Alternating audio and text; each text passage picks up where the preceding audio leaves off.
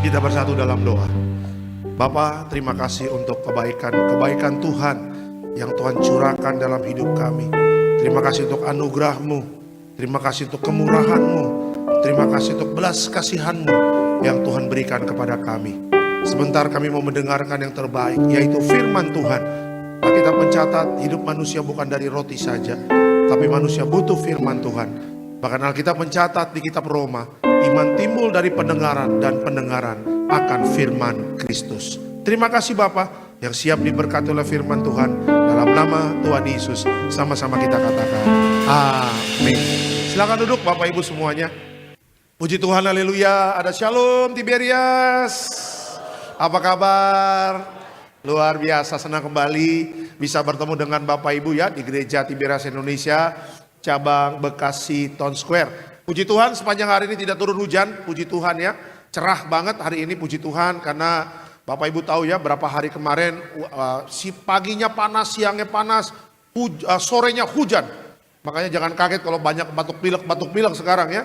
Makanya doa saya semua imunnya kuat ya, jaga hati dengan baik, istirahat cukup ya, jangan makan gorengan-gorengan dulu ya kan, jangan makan yang pedas-pedas dulu ya, jangan makan, kalau dokter kemarin bilang sama saya, kalau siang-siang jangan minum yang dingin-dingin.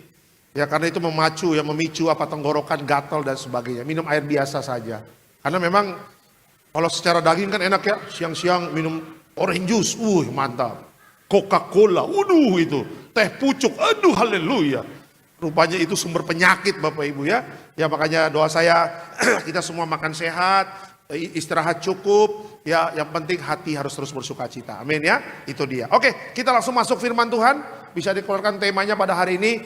Judulnya adalah sorga yang menjadi ukuran, bukan dunia. Ya, judulnya adalah sorga yang menjadi ukuran, bukan dunia.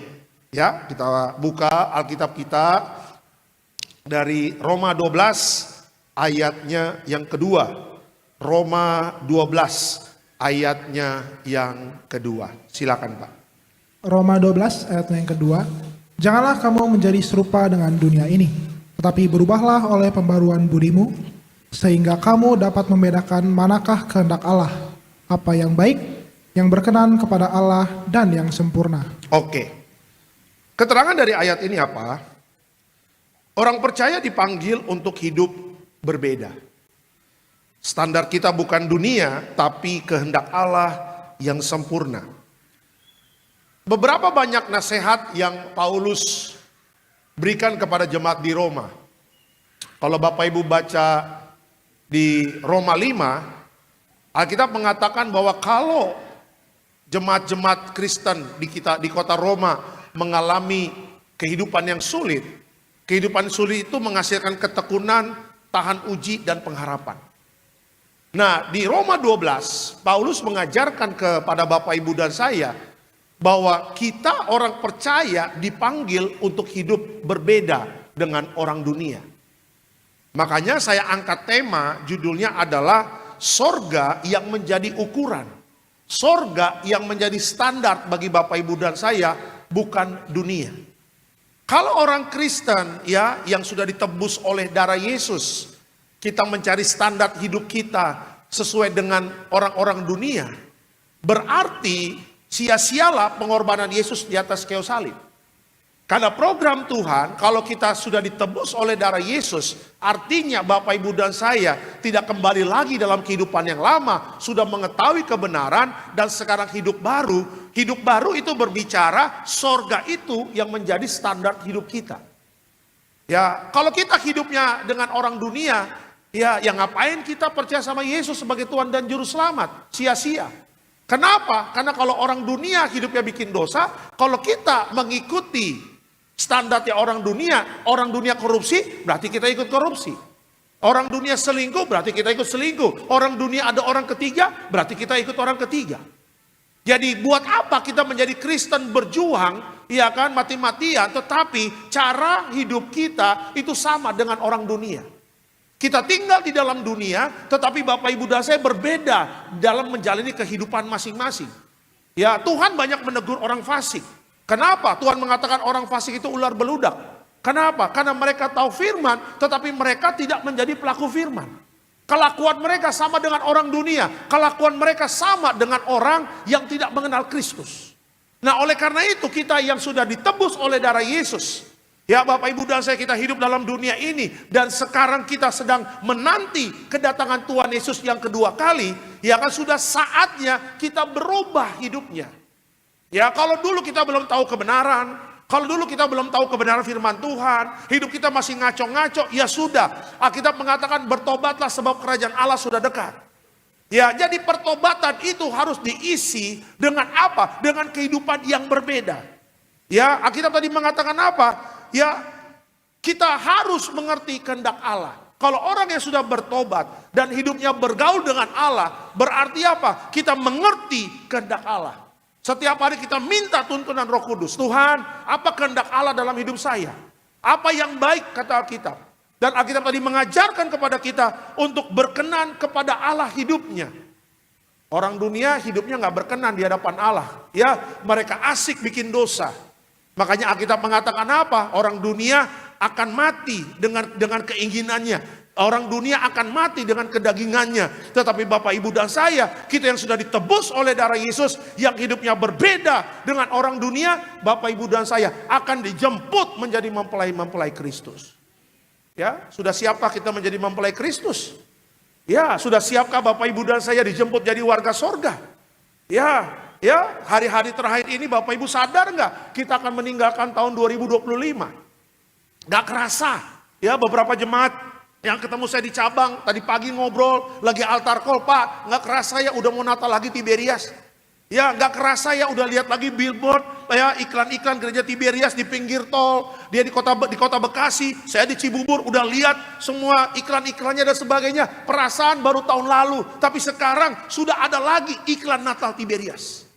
Ya, kalau kita mengerti akan hal ini, waktu sangat cepat. Kenapa? Karena Tuhan ingin datang secepatnya untuk menyelamatkan hidup manusia. Karena kalau Tuhan telat datang ya untuk menjemput Bapak Ibu dan saya, akan ada banyak anak-anak Tuhan yang gak kuat dan akhirnya meninggalkan imannya dan tidak setia kepada Yesus. Ya, jadi hari-hari ini kita diingatkan, ayo hidup kita berbeda. Ya, kita boleh sukses di dalam pekerjaan, kita boleh sukses dalam bisnis, kita boleh pintar dalam studi. Tetapi kalau hidup Bapak Ibu dan saya serupa dengan dunia, tidak mengerti kehendak Allah, tidak tahu mana yang baik, mana yang tidak, dan hidup kita tidak berkenan di hadapan Tuhan, itu sama saja membuat Tuhan akhirnya mengatakan apa? Engkau pembuat kejahatan enyakal. Ya, kita berteriak, Tuhan, aku sudah berseru dengan namamu, aku menghancurkan setan dengan namamu, aku tiap minggu ibadah, aku pelayanan. Tapi kata Tuhan, kehidupanmu itu sama dengan orang dunia. Aku tidak mengenal engkau. Kalau kita tidak dikenal orang, is okay. Kalau orang lupa sama kita, gak ada masalah, jangan kecewa. Tetapi yang paling menyedihkan dari hidup orang percaya adalah apa? Ketika Tuhan mengatakan kepada kita, aku tidak mengenal engkau. Bagaimana cara kita untuk apa? Untuk berbaikan dengan Tuhan? Gak bisa. Bagaimana cara kita untuk berdamai dengan Tuhan? Gak bisa. Damai manusia dengan Allah itu adalah inisiatifnya Tuhan. Damai manusia dengan Tuhan itu adalah inisiatifnya Bapa di sorga. Dia memberikan Yesus sebagai apa? Pendamai antara Tuhan dengan manusia. Jadi usaha manusia untuk berdamai gak bisa. Perbuatan baik gak bisa. Kita bantu orang miskin nggak bisa. Kita bantu gereja buat gereja 1000 gereja nggak bisa. Kalau apa? Kalau nggak ada Yesus di dalam hidup kita. Hari ini kita diajarkan oleh Alkitab. Kita harus berbeda dengan orang dunia. Amin. Kita harus berbeda dengan orang dunia. Kalau dulu belum mengetahui kebenaran, ya sudah, bertobatlah. Kalau dulu belum mengetahui kebenaran, ya sudah, kembali ke jalan yang benar. Ya, tadi saya katakan Bapak Ibu bahwa orang percaya dipanggil untuk hidup berbeda. Standar kita bukan dunia, tapi kehendak Allah yang sempurna. Ya, mulai hari ini tinggalkan cara-cara dunia dalam berbisnis. Hari ini tinggalkan cara-cara dunia waktu mereka cari uang. Hari ini tinggalkan cara-cara dunia waktu bergaul. Ia akan menjalani hidup hari-hari. Banyak dosa di sana, banyak hal yang tidak berkenan di sana. Tinggalkan mereka. Ya, sekarang hidup kita berbeda. Gak apa-apa kita gak ada teman, gak apa-apa kita dikucilkan, gak apa-apa. Tetapi yang penting ya kita dikenal sama Tuhan, Tuhan tahu nama kita, dan yang paling utama tangan Tuhan sendirilah yang mencatat nama Bapak Ibu dan saya di buku kehidupan. Suatu duka cita yang sangat mendalam ketika nama Bapak Ibu dan saya tidak ada di kitab kehidupan. Apa kitab Wahyu mengatakan di kitab kehidupan? Barang siapa yang namanya tidak tercatat dalam kitab kehidupan akan dilempar kepada apa? Kepada siksaan api neraka. Tetapi barang siapa yang namanya tercatat dalam kitab kehidupan, orang-orang itulah yang akan dibawa Bapa untuk masuk dalam kerajaan sorga. Amin.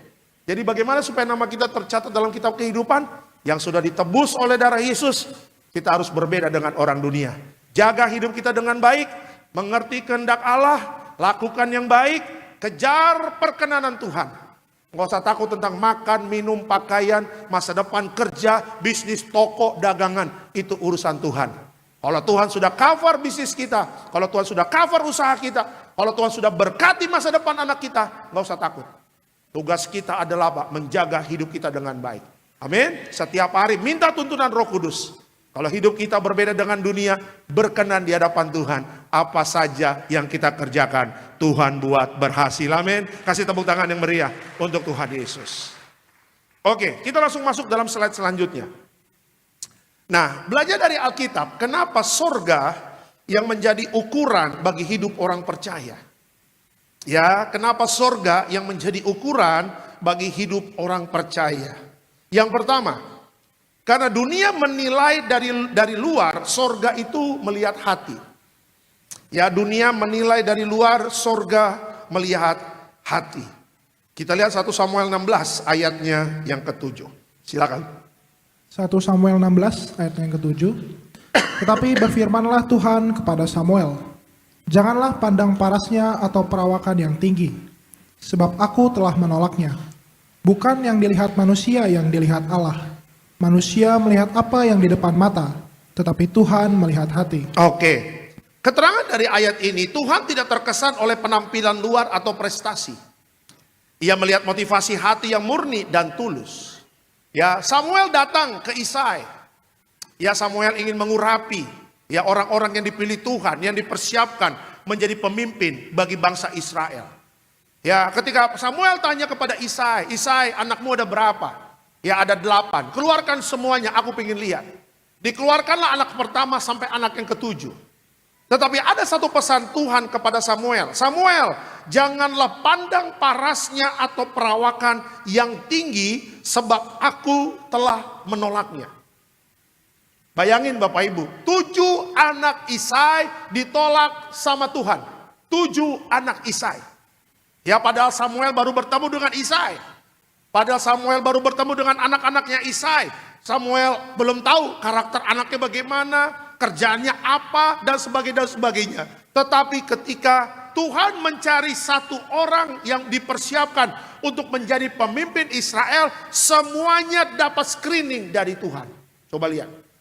Ya, Samuel diingatkan, lu jangan lihat tingginya mereka. Jangan melihat perawakan mereka, jangan melihat gedenya mereka, jangan melihat brewokannya, hidung mancung gantengnya mereka. Aku telah menolak mereka. Tuh lihat, berarti benar apa yang Alkitab katakan. Tuhan, manusia melihat rupa, Tuhan melihat hati. Dan akhirnya Samuel tanya sama Isai, adakah lagi anakmu? Satu lagi, katanya 8, ada. Ya, di mana dia? Lagi dikasih makan embek dan domba. Ya, dia keringatan, dia bau binatang. Alkitab mengatakan Daud kemerah-merahan. Panggil dia. Ya, ketika Daud datang, udah bau keringat, bau ketek Bapak Ibu. Dia karena apa? Dia jaga kambing domba, bau binatang dan sebagainya. Keringetan, mukanya iritasi, kemerah-merahan. Zaman dulu belum ada RH Bapak Ibu, ya kan. Belum ada skincare. Ya, belum ada apa yang kalau sunblock, belum ada sunblock. Sunscreen dan sebagainya lah. Ya. Akhirnya ketika Daud datang ya dan bertemu dengan Samuel, apa yang Tuhan katakan? Orang inilah yang berkenan di hadapan. Ya, berarti apa Bapak Ibu? Berarti apa? Tuhan tidak terkesan oleh penampilan atau luar atau prestasi. Ia melihat motivasi hati yang murni dan tulus. Kenapa Daud yang dipilih Tuhan? Ya, kenapa bukan abang-abangnya yang berperawakan tinggi, ganteng dan sebagainya? Kenapa? Karena Daud dari sejak muda sudah memberikan hidupnya untuk Tuhan. Daud sudah memberikan hatinya untuk Tuhan. Dan Daud tidak pernah berpikir menjadi raja. Dan Daud tidak pernah berpikir akan diurapi oleh Samuel. Karena bagi dia yang penting hatiku melekat sama Tuhan. Dia tidak memikirkan masa depannya. Boro-boro memikirkan jadi raja. Yang dia kerjakan adalah apa? Setia dalam perkara yang kecil. Disuruh bapaknya jaga embe, dia jaga embe. Disuruh jaga domba, jaga domba. Disuruh jaga kambing, jaga kambing. Dia tidak mengeluh, dia tidak protes sama Tuhan. Dia tidak protes sama bapaknya Isai. Kenapa hanya saya yang jaga domba? Kenapa hanya saya yang jaga kambing? Kenapa bukan abang-abangku? Tetapi Daud tidak pernah protes. Ya, makanya khotbah Daud bukan hanya berbicara tentang Goliat. Kalau Bapak Ibu dengar pendeta-pendeta, salah satu khotbahnya Daud, konteksnya berbicara apa? Setia dalam perkara yang kecil, Tuhan kasih perkara-perkara yang besar. Kasih tepuk tangan untuk Tuhan. Ya, Tuhan cari orang-orang yang setia dalam perkara yang kecil. Tuhan cari orang-orang yang apa? Yang mau tulus diproses sama Tuhan. Yang tidak mengeluh, yang tidak bersungut-sungut. Ya, dunia melihat dari luar. Dunia melihat merek bajumu apa. Dunia melihat merek jammu apa. Dunia melihat lu naik mobil apa. Lexus kah, Alphard kah, dan sebagainya. Dunia hanya melihat dari tampak luarnya. Dan sedihnya Bapak Ibu, banyak orang Kristen juga terjebak dengan hal-hal seperti itu. Berlomba-lomba melihat supaya dianggap keren. Supaya dapat pride, dapat penghormatan, dan sebagainya. Padahal di dalamnya bobrok, ya kan, pada di dalamnya tidak mampu, ya kan, dimampu-mampukan, pinjam uang, ngutang sana, ngutang sini, supaya apa? Dilihat orang keren. Alkitab mengatakan, cukupkan dengan apa yang ada dalam doa Bapa kami. Cukupkan. Ya, kalau orang dunia, ya beli handphone 17 sampai ngutang, ya itu orang dunia. Ya Pak, kami kan anak Jaksel Pak.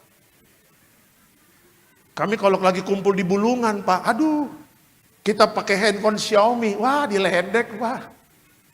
Handphone Cina, handphone Mandarin, ya handphone Malaysia, handphone kucing Sarawak Malaysia, ya nggak gaul Pak. Tapi kami Pak, kami kan ya anak Jakarta Selatan Pak. Ya kami anak Bulungan Pak. Kami anak-anak SMA 6, 70, Pangudi Luhur. Wah, kita kumpul semua Pak. Semuanya handphone. Saya cuma sendiri Pak Xiaomi. Nggak dapat teman. Saya nggak dapat teman. Saya nggak dimasukin dalam grup teman-teman saya.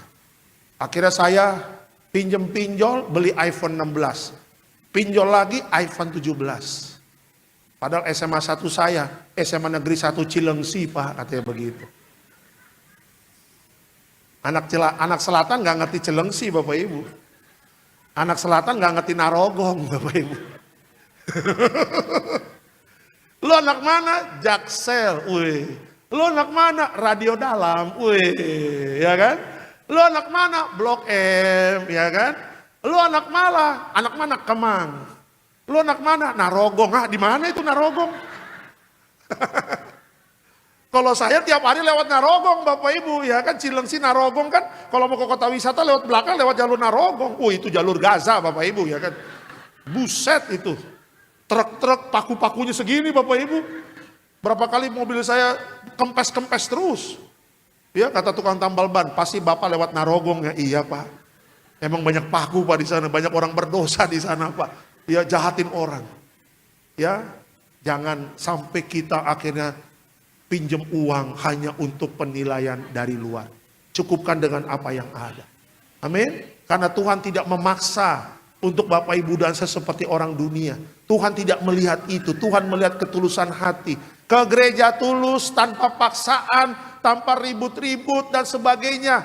Ia akan berdoa tulus, baca Alkitab tulus.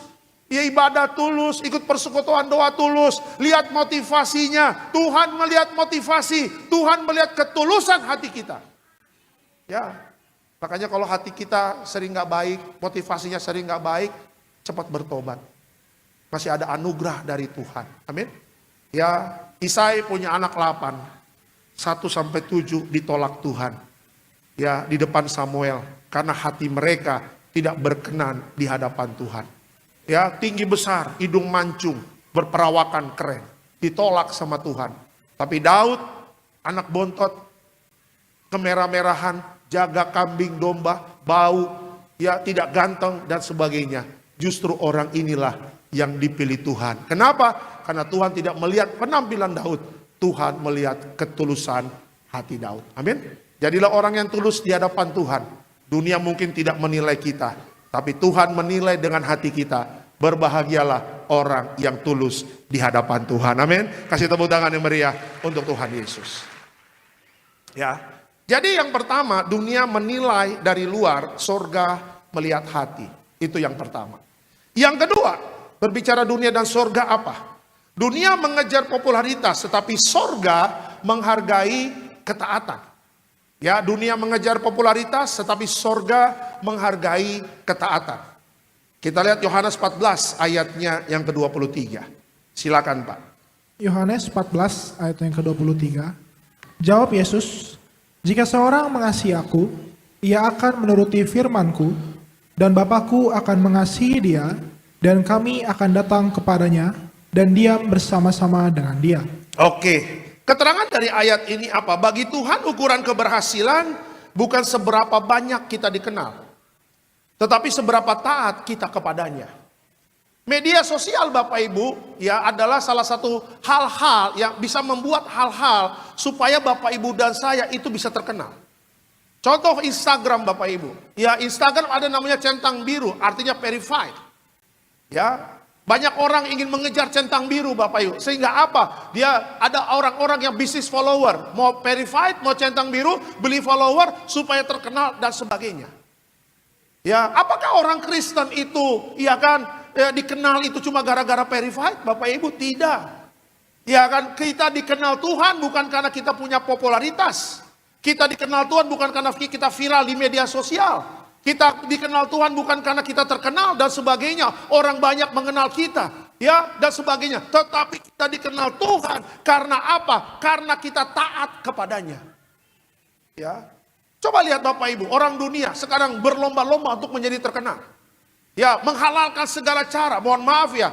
Sampai akhirnya ya mohon maaf dengan segala hormat. Ya sampai akhirnya pakai baju seksi lah di media sosial. Ya kan, melakukan hal-hal yang tidak senonoh dan sebagainya. Itu tujuannya apa sih? Supaya terkenal. Kalau mereka terkenal ada duit. Kalau mereka terkenal bisa endorse.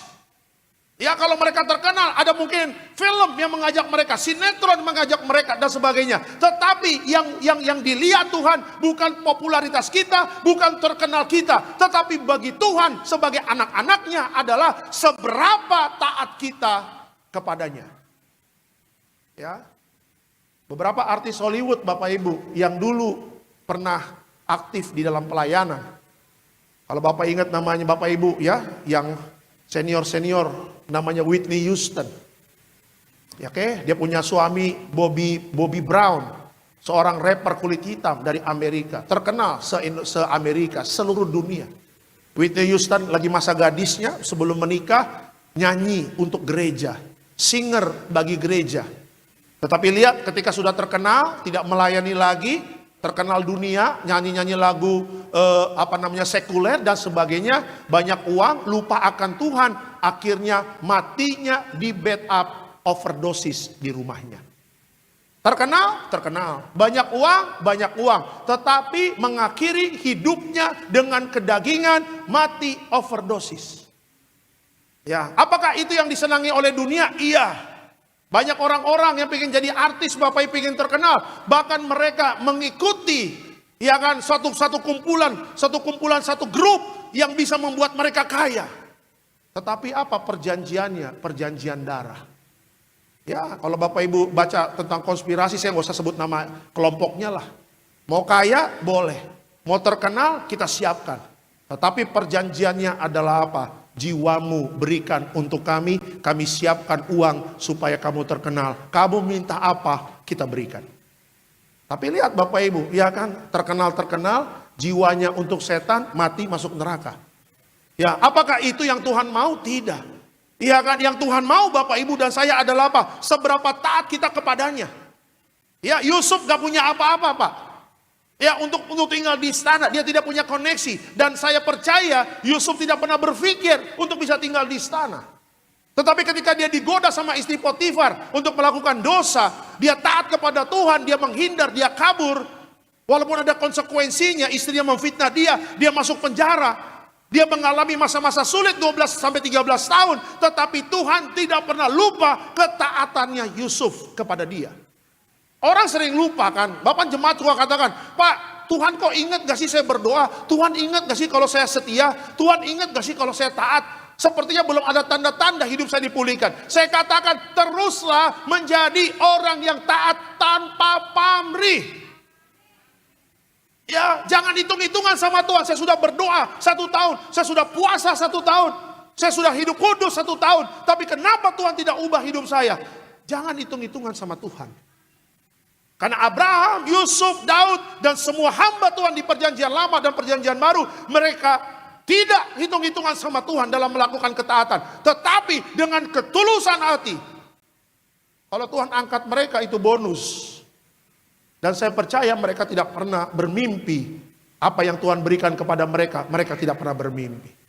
Makanya Yusuf langsung diangkat istana kan, dia bisa tafsir mimpi. Firaun dibikin tidur, dikasih mimpi, 7 sapi gemuk, 7 sapi kurus. Ngapain Tuhan bikin mimpi itu? Tujuannya supaya bawa Yusuf ke istana. Karena Tuhan menghargai ketaatannya Yusuf. Dia sudah setia sama dia, sama Tuhan. Tuhan, dia bisa tafsir mimpi, tinggal di istana. Daud kurang setia apa sama Tuhan? Perang sama ini, dia menang. Perang sama itu, dia menang. Lawan Saul, dia bisa membunuh Saul, tapi dia tidak melakukannya. Kenapa? Karena Saul juga diurapi, ada minyak urapan di atas kepalanya. Karena kesetiaan Daud kepada Tuhan, Tuhan izinkan Goliat datang menghina Israel, dan tidak ada satupun orang Israel yang berani menghadapi Goliat, termasuk Saul. Hanya Daud yang berani menghadapi Goliat. Tuhan sudah bikin skenario semuanya. Untuk apa? Memberkati, mempromosikan orang-orang yang taat kepadanya.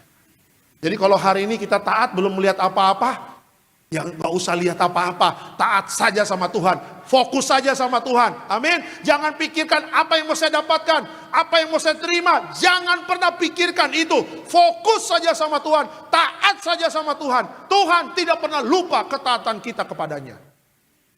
Ya, mungkin hari ini kan tadi saya katakan belum melihat, tetap setia, tetap datang ibadah.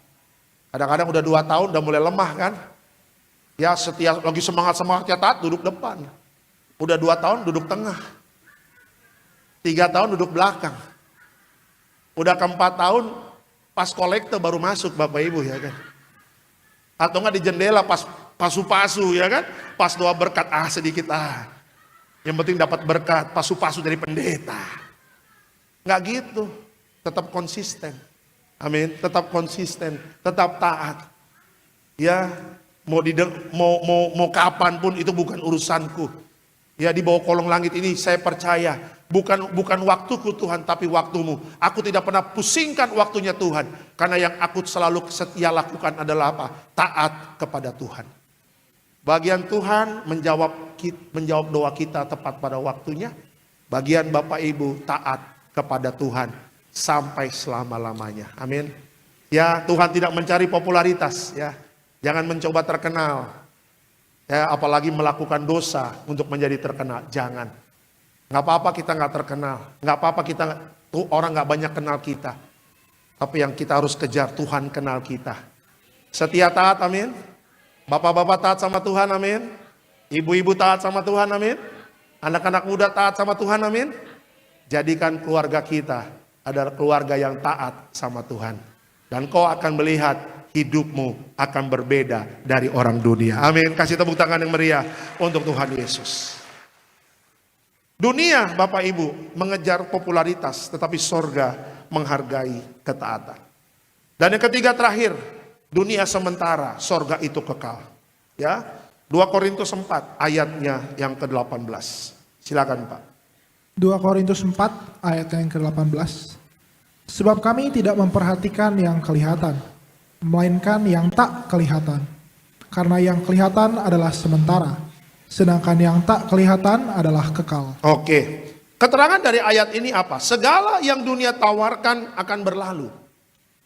Hanya apa yang dilakukan untuk Tuhan yang bertahan selamanya. Saya lihat TikTok Bapak Ibu, ketika lagi scroll TikTok, ada satu cerita tentang satu rumah keluarga yang sudah kosong, gak ada orang di rumah itu. Ya, penulisnya mengatakan dulu rumah ini rame. Dulu masih ada papa mama saya, dulu saya kakak beradik, kami tertawa, kami bermain di sana, hidup kami enak di kampung dan sebagainya. Tapi seiring waktu kami makin tumbuh dewasa, kami ketemu dengan jodoh kami masing-masing. Ya kan, anak pertama keluar dari rumah, karena sudah menikah, anak kedua keluar dari rumah sudah menikah, anak ketiga sudah keluar dari rumah sudah menikah, anak keempat sudah keluar dari rumah karena menikah. Akhirnya orang tuanya mereka berdua di rumah dan akhirnya satu-satu orang tuanya meninggal. Dan rumah itu menjadi kosong dan tidak berpenghuni. Tidak ada yang gurus, sudah gelap, rumput-rumput liar sudah berdiri dan semuanya. Ya, apa maksud dari cerita itu? Ya, diceritakan di cerita itu adalah apa? Bahwa hidup di dalam dunia ini cuma sementara. Ya kan, Bapak Ibu yang tinggal di kampung. Ya, dulu di kampung kita main di sawah. Tertawa-tertawa dengan teman-teman kita di kampung. Sering waktu tumbuh dewasa, ingin berubah hidup ke Jakarta. Ya kan, orang tua dulu mungkin masih 50, 40, tapi seiring waktu, akhirnya Bapak Ibu menikah di Jakarta, orang tua makin tua, akhirnya meninggal di kampung. Ketika pulang di kampung, rumah sudah sepi. Ya, banyak terjadi itu seperti itu dalam kehidupan kita. Ya, saya kalau pulang ke rumah di Bogor, Bapak Ibu, beberapa kamar, dulu kamar-kamar kakak saya di sana. Setelah saya dewasa, saya menikah dengan istri saya punya rumah sendiri, kakak saya punya rumah sendiri dan sebagainya. Ketika saya pulang ke sana, ya, saya melihat rumah kok sepi. Cuma tinggal papi mami saya yang laki-laki sudah 82, yang perempuan sudah 81. Ya, papi mami saya mengatakan, khususnya mami saya, Alex, ya nanti kalau papi mami sudah tiada, rumah ini kamu yang jaga, kamu tinggal di sini. Saya bilang sama istri saya, kalau saya pensiun jadi pendeta nanti. Tapi nanti, nggak tahu kapan, nantilah saya bilang begitu. Ya, saya akan mengisi masa tua saya di Bogor. Ya, kita tua di sini. Rumah di Cibubur, buat anak kita yang pertama laki-laki. Nanti ada duit, ada berkat, kita renov pelan-pelan, buat dia. Kita kasih saja dia. Sama istrinya nanti di sana. Yang perempuan, ya nggak tahu, mungkin dapat pengusaha, dapat pendeta, dapat jenderal, kita nggak tahu. Mungkin tinggal di Cilengsi, di Narogo, ya kan? Mungkin tinggal di Jakarta Selatan, kita nggak tahu. Namanya jodoh, nggak ada yang tahu, Bapak Ibu. Iya kan? Nah, hidup itu terus begitu, Bapak Ibu. Hidup itu dari mulai lahir sampai tua, akhirnya menuju kematian. Dengan kata lain, Alkitab mengatakan di bawah kolong langit ini semua ada waktunya. Kita nggak bisa mengingkari, Bapak Ibu. Menjadi tua itu pasti. Ya, banyak orang menolak tua, menolak lupa mungkin bisa, menolak tua nggak bisa. Saya lagi cukur-cukur, kata tukang cukur, Pak udah ada uban ya. Saya bilang, hah? Bener Pak, udah ada, iya Pak udah ada uban nih, udah lumayan Pak. Wah, saya lihat kelahiran saya, 79 Bapak Ibu, oh iya. Berarti awak sudah mulai tua ini. Iya, ya saya bilang sama istri saya, sayang, kata tukang cukur mulai ada, iya bang, mau dicabutin nggak? Enggak. Pakai aquaproof aja saya bilang ya kan. Kalau aquaproof hitam terus. Mau kena hujan, mau kena panas, hitam terus. Istri saya ketawa ya pakai aquaproof gimana ceritanya. Coba lihat. Dulu kita nggak pernah tahu ada uban, masih muda. Wah, energik. Iya kan? Main basket kemana pulang malam nggak pernah capek. Sekarang anak saya nomor 2 bangun jam 3 pagi, kita begadang, langsung lesu 1 hari Bapak Ibu ya kan, kurang tidur, iya kan, istri saya bilang kenapa kamu, aduh kurang tidur, iya karena tadi malam ya begadang, iya, ingat bang udah umur, udah gak bisa seperti dulu lagi, iya juga ya, menolak lupa mungkin bisa, menolak tua gak bisa Bapak Ibu, ya hidup ini hanya sementara amin, ya jangan kejar yang sementara. Ya kejarlah sorga yang kekal. Suatu saat kita ke sorga, tubuh kita terima tubuh kemuliaan. Tubuh seperti mempelai, kembali muda. Ya hari ini kita penuh dengan keterbatasan, ya itulah manusia. Ya udah mulai cekat-cekot, ya udah mulai pinggang ada ngilu-ngilu, lutut naik tangga udah mulai sakit. Ya itulah manusia. Ya umur manusia 70 tahun, kalau kuat 80. setelah itu banyak penderitaan. Pak, saya lihat orang udah gak bisa lihat dari jauh, Pak. Tapi lihat cewek cantik bisa, Pak. Itu mah buaya, itu mah, Pak. Iya, sesama mantan buaya jangan saling mendahului, Pak. Iya, Pak, saya lihat istri saya kok sepertinya gak kelihatan dia. Oh gitu, sakit ya? Iya. Tapi lihat 100.000 kelihatan, Pak. Iya kan? Kalau lihat cepek limpul kelihatan, Pak. Orang Medan bilang cepek limpul, Bapak Ibu. Iya kan? Semua akhirnya masuk di dalam keterbatasan, ya. Semua akhirnya fisik makin menurun. Ya memang begitu. Nggak bisa dipungkiri. Kita mau suntik vitamin C, mau botox, mau masuk formalin, kayak semuanya, Bapak Ibu. Saya nggak mau suntik vitamin C. Apa? Formalin. Edan formalin.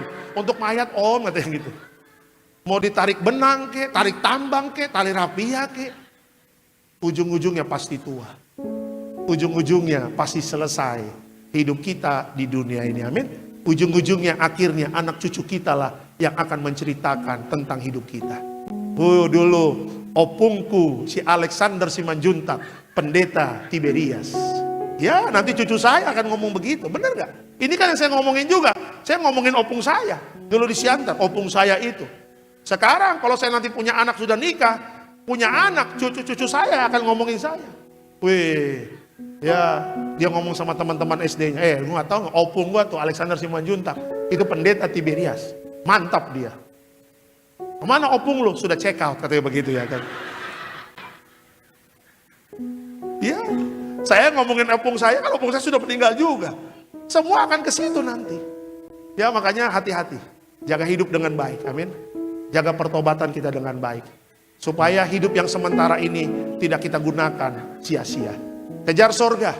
Jaga pertobatan dan kekudusan. Sorga adalah tempat kita sampai selama-lamanya. Kasih tepuk tangan yang meriah untuk Tuhan Yesus. Sebagai kesimpulan, ya, pemain musik, worship leader boleh siap-siap. Hidup Kristen sejati diukur bukan dari pandangan dunia, tapi dari bagaimana kita menyenangkan hati Tuhan. Selamat hari Minggu Tiberias. Tuhan Yesus memberkati. Kita beri kemuliaan untuk Tuhan Yesus. Dan sama-sama kita akan masuk di dalam sakramen perjamuan kudus. Kita akan menyatu dengan tubuh dan darah Kristus pada sore hari ini. Sama-sama kita akan pujian tubuhmu dan darahmu Tuhan Yesus. Haleluya. Oh, tubuhmu dan mari bangkit berdiri saudara, sama-sama di hadapan Tuhan. Kita sambut tubuh dan darah Kristus pada sore malam hari ini. Haleluya. Menyucikan, menyembuhkan, sempurnakan hidup kami. Puji Tuhan, semua sudah terima roti anggur ya. Kita akan masuk dalam perjamuan kudus. Kita angkat rotinya terlebih dahulu. Sama-sama kita katakan, dalam nama Tuhan Yesus, inilah roti yang turun dari sorga.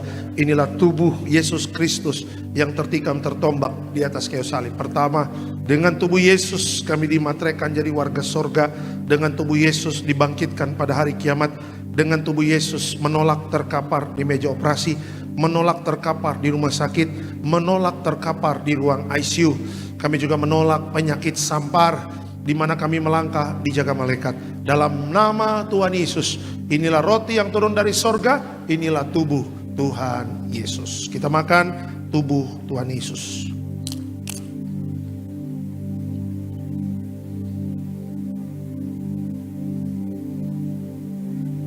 Ya, makasih.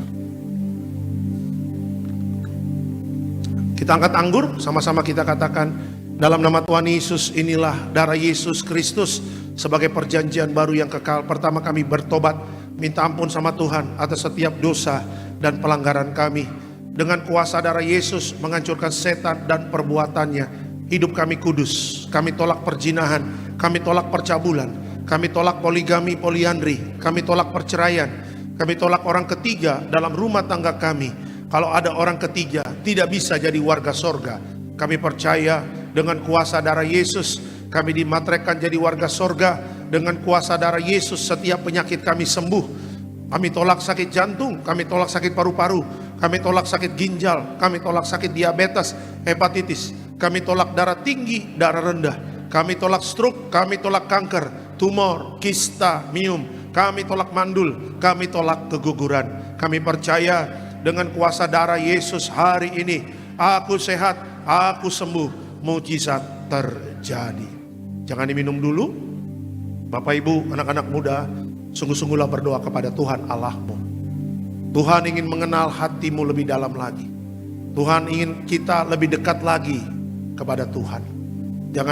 Jangan takut tentang masa depanmu. Jaga hati kita dengan baik.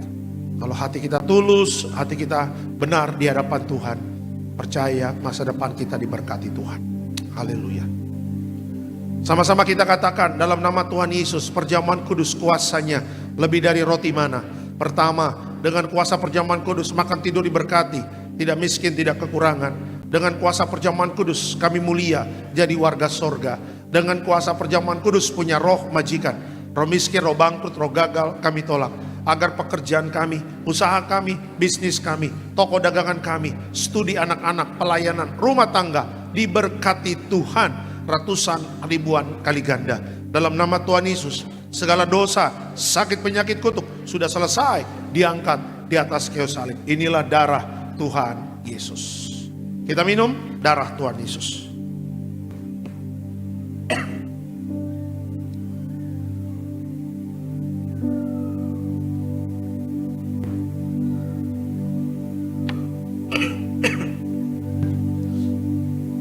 Minyak urapan memuliakan Allah dan manusia. Minyak urapan hancurkan setan, sembuhkan orang sakit. Setiap kami yang diurapi penuh kemuliaan Tuhan. Mujizat sudah terjadi dalam nama Tuhan Yesus. Hidup kami penuh kemuliaan Tuhan dalam nama Tuhan Yesus. Diurapi setiap permohonan doa. Doa orang benar bila yakin didoakan besar kuasanya. Abah mengangkat setiap permohonan doa.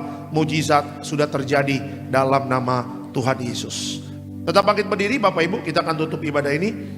Diberkati selalu Tiberias Bekasi Town Square. Yang pertama Pak Koordinator, Pak David Raharja bersama tim yang melayani. Tuhan berkati, jeripayah Bapak Ibu dalam pelayanan tidak akan pernah sia-sia. Yang kedua, Gembala sidang kami yang terkasih, Ibu Pendeta Darniati Pariaji, Ibu Gembala panjang umur, Ibu Gembala selalu sehat, ya selalu aman dalam perlindungan Tuhan. Dan juga diberkati bersama keluarga, bersama Bapak Pendeta Aristo, Bapak Pendeta Argo, Tuhan berkati. Kami berdoa juga untuk Natal Tiberias. Tanggal 6 Desember 2025 kita doa diberikan cuaca yang sejuk, tidak turun hujan, aman dalam perlindungan Tuhan, Gelora Bung Karno dan sekitarnya. Lautan manusia memenuhi ya Gelora Bung Karno. Kita bersuka cita merayakan Natal bersama-sama melalui gereja Tiberias Indonesia. Terima kasih Bapak, seluruh jemaat Tiberias yang hadir pada hari ini, yang ibadah maupun yang live streaming. Hamba berdoa Tuhan beserta kita, apa yang kita kerjakan Tuhan buat berhasil. Jadilah hidup yang sesuai dengan firman Tuhan. Ya, standar kita bukan dunia, standar kita adalah kerajaan sorga. Ya, minta sama Tuhan kepekaan, mengetahui kehendak Allah, lakukan yang baik. Teruslah kejar perkenanan Tuhan, jaga pertobatan dan kekudusannya Tuhan. Sehingga suatu saat ketika Tuhan jemput kita menjadi mempelai, hidup kita berkenan di hadapan Tuhan. Dan sebelum pulang, kita terima berkat dari Tuhan. Mari Bapak Ibu, arahkan hati dan pikiranmu, kita terima berkat dari Tuhan. Tuhan memberkati engkau dan melindungi engkau. Tuhan menyinari engkau dengan wajahnya, memberi engkau kasih karunia. Tuhan menghadapkan wajahnya kepadamu dan memberi engkau damai sejahtera. Jadi sayang Tuhan diberkati Tuhan dalam nama Tuhan Yesus. Sama-sama kita katakan amin. Selamat hari Minggu, Tuhan memberkati. Shalom Tiberias.